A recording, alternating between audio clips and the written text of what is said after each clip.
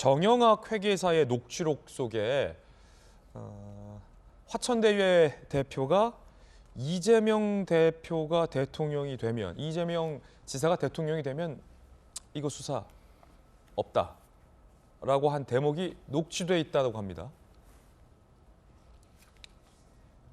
화천대유의 대표 이모 씨가 2021년 9월 언론 보도 직후 수사 착수 전 정영학 회계사에게 이렇게 얘기합니다. 녹음 파일에 이 대목이 있어요. 이재명 지사가 대선 후보 되면 수사 못해. 대통령 되면 그 조직 날아가.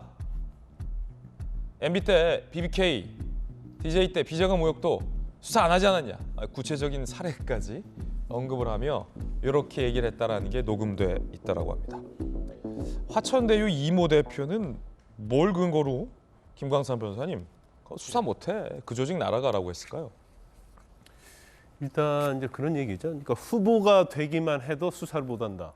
후보 되면 그 말 자체는 이제 후보가 되면 대통령 선거에서 이제 검찰이 수사를 하게 되면 논란을 일으킬 수 있잖아요. 어느 한편 든다고 수사를 못한다는 거고, 그 다음에 대통령이 되면 당연히 검찰 조직이 날아가니까 수사만 못하는 게 아니고 관련된 수사를 했던 조직이 다 날아간다는 그런 얘기예요. 아, 그런 거군요. 근데 이걸 또 반대적으로 생각해 보면 이런 말이 되죠.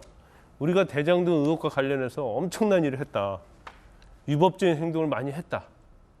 그런데 이거에 대해서 수사를 못 하니까 걱정하지 마라. 이런 말이잖아요.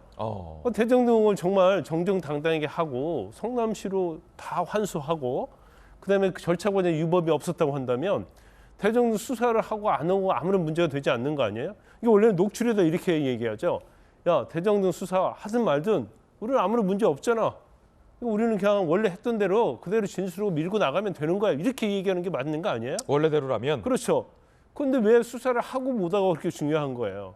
그것은 그만큼 뭔가를 잘못했다는 얘기고, 그다음에 이재명 대표가 후보가 된다 할지 대통령이 됐을 때 이 수사에 영향이 많이 있다. 그런 의미잖아요.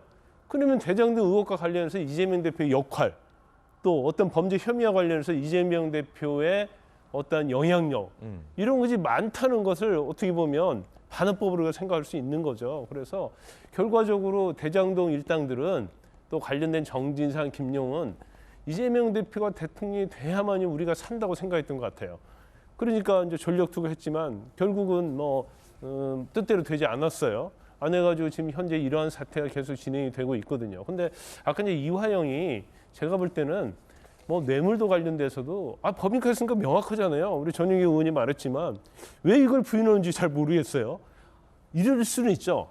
내가 법인카드를 썼는데 이건 뇌물이 아니고 서로 친분에 의해서 나에게 해준 것이다. 이렇게 얘기할 수 있는데 법인카드 쓴 것 자체를 또 일부러 부인한단 말이에요. 그건 좀 이해할 수가 없고, 두 번째는 아마 김용, 정진상, 이화영이 이재명 대표가 이 순간만 지나면 대통령이 될 거라고 확신하고 있지 않는가.